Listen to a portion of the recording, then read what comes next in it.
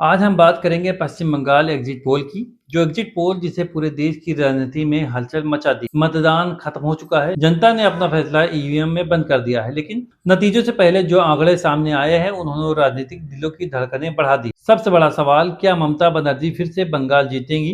क्या बीजेपी इतिहास रचेगी या फिर जनता कोई नया संदेश देने जा रही है? आज की इस वीडियो में हम एग्जिट पोल के हर पहलू को समझेंगे। सीटों का गणित, वोट बैंक की राजनीति और नेताओं की रणनीति, जनता का मूड और नतीजों के बाद दिल्ली तक पड़ने वाला असर। क्योंकि ये सिर्फ बंगाल का चुनाव नहीं है, देश की राजनीति का बड़ा संकेत है। पश्चिम बंगाल भारत का वो राज्य है जहां राजनीति सिर्फ चुनाव नहीं होती। यहाँ राजनीति एक भावना, एक विचारधारा और एक आंदोलन जैसा होता है। कभी यहाँ 34 साल तक वामपंथ का राज चला।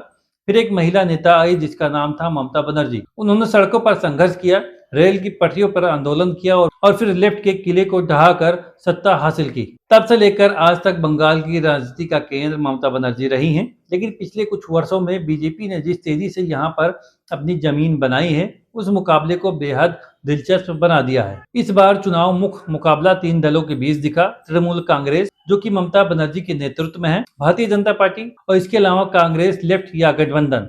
लेकिन सच्चाई यही है कि असली लड़ाई टीएमसी और बीजेपी के बीच ही नजर आई है। मतदान खत्म होने के बाद अलग अलग एजेंसियों ने एग्जिट पोल जारी किए हैं। कुछ सर्वे कह रहे हैं कि टीएमसी को स्पष्ट बढ़त मिल रही है और कुछ सर्वे कह रहे हैं कि बीजेपी बहुत नजदीक पहुंच गई है। कुछ एजेंसियों ने कहा है कि इसका मुकाबला इतने करीबी है कि अंतिम नतीजे चौंका सकते हैं।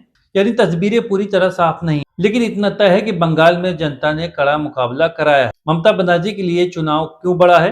दोस्तों, ये चुनाव ममता बनर्जी के लिए सिर्फ चुनाव नहीं है, बल्कि उनकी राजनीतिक प्रतिष्ठा का सवाल है। अगर वे जीती हैं तो संदेश जाएगा कि बंगाल में अभी भी उनका दबदबा कायम है। अगर वे कमजोर होती हैं तो राष्ट्रीय विपक्ष की राजनीति में उनका कद प्रभावित हो सकता है। याद रखिए, जब ममता बनर्जी सिर्फ मुख्यमंत्री नहीं, वे केंद्र सरकार के खिलाफ मुखर चेहरा भी हैं। इसलिए चुनाव सिर्फ उनके भविष्य से जुड़ा हुआ है। अब बात करते हैं कि बीजेपी के लिए बंगाल क्यों जरूरी है। बीजेपी के लिए बंगाल रणनीतिक राज्य है, जहां उत्तर प्रदेश, गुजरात, मध्य प्रदेश जैसे राज्यों में पार्टी मजबूत है। लेकिन पूर्वी भारत में बंगाल सबसे बड़ा राजनीतिक दरवाजा माना जाता है। अगर बीजेपी यहां अच्छा प्रदर्शन करती है तो वो संदेश होगा कि पूरे देश में विस्तार कर रही है। नरेंद्र मोदी, अमित शाह, जेपी नड्डा समेत कई बड़े नेताओं ने चुनाव प्रचार में पूरी ताकत झोंक दी थी। इसलिए बंगाल का नतीजे बीजेपी की राष्ट्रीय राजनीति के लिए अहम माना जाता है। अब सवाल यह है कि जनता ने किस मुद्दे पर वोट दिया है। इस बार चुनाव में कई मुद्दे रहे हैं, जैसे महिलाओं की योजनाएं, जो कि ममता सरकार की योजनाएं जैसे लक्ष्मी भंडार, कन्याश्री,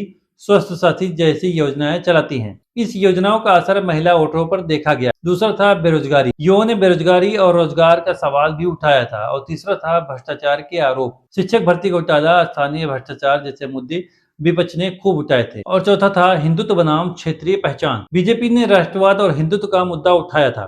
टीएमसी ने बंगाली अस्मिता और स्थानीय गर्व का कार्ड खेला है। पश्चिम बंगाल में मुस्लिम आबादी कई सीटों पर निर्णायक भूमिका निभाती है। अगर मुस्लिम वोट एक तरफा टीएमसी के साथ गया तो ममता को बड़ा फायदा मिल सकता है। बीजेपी ने कई क्षेत्रों में हिंदू वोटों को अपने पक्ष में जोड़ने की कोशिश की है, जैसे उत्तर बंगाल, जंगल महल, शहरी क्षेत्र और सीमावर्ती इलाके। अगर यहाँ बड़ा ध्रुवीकरण होता है तो बीजेपी कई सीटों पर फायदा उठा सकती है। पश्चिम बंगाल में महिला वोटर हमेशा निर्णायक मानी जाती है, यानी महिला योजनाओं पर जोर दिया है, घर घर लाभ पहुंचाने की रणनीति बनाई है। अगर महिलाएं बड़ी संख्या में टीएमसी के साथ गई तो ये जीत का चाबी साबित हो सकता है। युवा वोटर बंगाल में बदलाव भी चाहता है और रोजगार भी। कई युवाओं ने कहा है कि हमें नौकरी चाहिए, उद्योग चाहिए और अवसर चाहिए। अगर युवाओं ने बंगाल के नाम पर वोट दिया तो बीजेपी को फायदा हो सकता है। अगर स्थिरता को चुना तो टीएमसी मजबूत रह सकती है। पश्चिम बंगाल में टीएमसी की पकड़ परंपरागत रूप से मजबूत मानी जाती है, जबकि शहरी क्षेत्रों में बीजेपी का प्रभाव बढ़ा है। अगर ग्रामीण इलाकों में टीएमसी ने बढ़त बनाई है, शहरों में बीजेपी मजबूत रही है, तो मुकाबला आखिरी सीट तक जाएगा। कई बार एग्जिट पोल गलत साबित हुए हैं, कई बार सीटें पूरी तरह उलट गई हैं। आखिर कारण क्या है? तो लोग सही जवाब नहीं देते और अंतिम समय में वोट बदल जाता है। सैंपल समिति होता है और क्षेत्रीय गणित जटिल होता है। इसलिए एग्जिट पोल संकेत है कि अंतिम सत्य नहीं है। अगर ममता बनर्जी जीतती हैं तो बंगाल में उनका दबदबा कायम रहेगा।